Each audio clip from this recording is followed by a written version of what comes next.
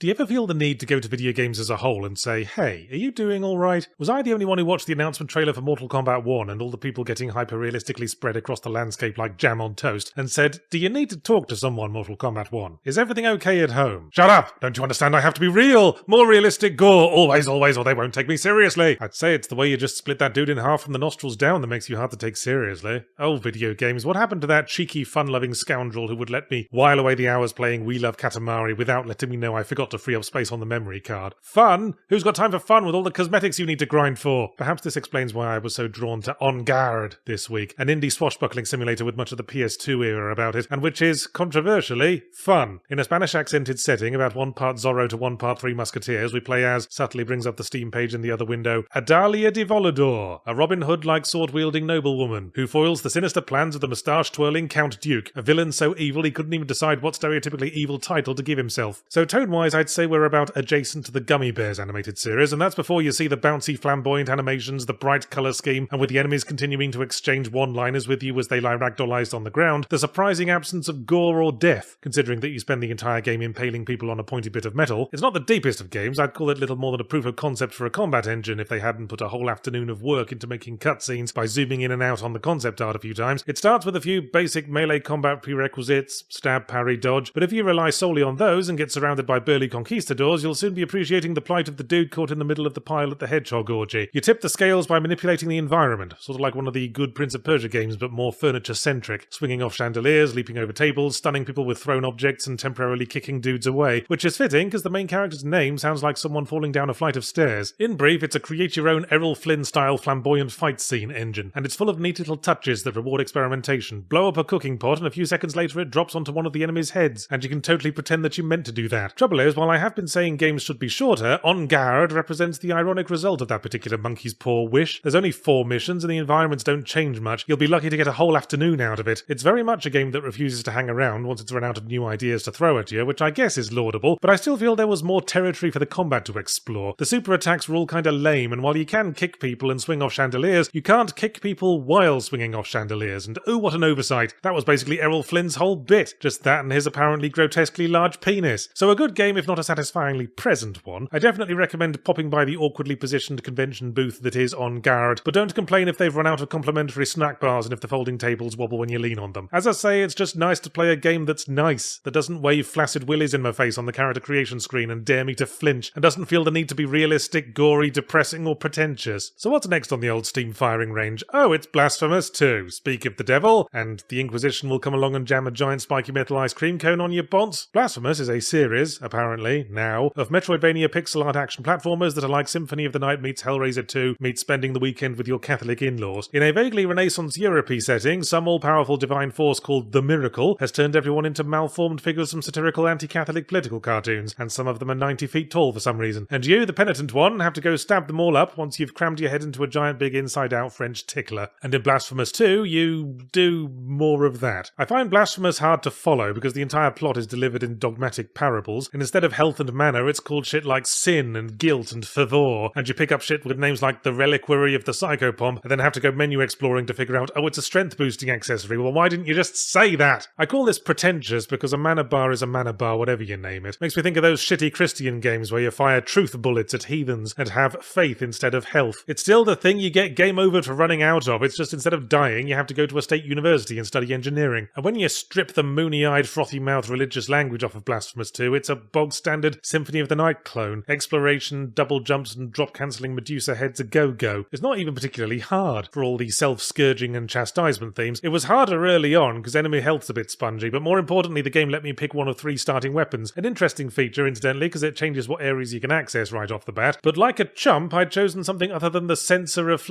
the mace, alright? It's a mace. It's the slow thing what does more damage, and is more likely to stun, hits everything in a wide arc in front of you, frequently hits twice in one swing, oh, unless we forget you can light it on flippin' fire. The alternatives are shitty pokey sword, or 2 shitty pokey daggers that acquire lightning damage if you jerk them off for 2 minutes. So I mainly used the mace once I got it and was twatting my way through boss fight after boss fight. Whenever I play an indie Souls-like or retro boomer shooter these days, I'm always swiftly struck by the same question. Is this finally the game that will make this genre interesting again? And the answer is usually no, but I stuck with Blasphemous 2 longer than most, and I put that down largely to its visuals. Sheer effort radiates off of every square inch of the pixel art animation, and there's so much demented creativity. Why why is the lady who boosts my health potions peeling her face off? I mean, don't let me stop you, miss. I just have some hygiene concerns. Sorry, not health potions, bile flasks. You like bile, penitent one? Should have come to me while I was using the twin daggers. You'd have a lifetime supply.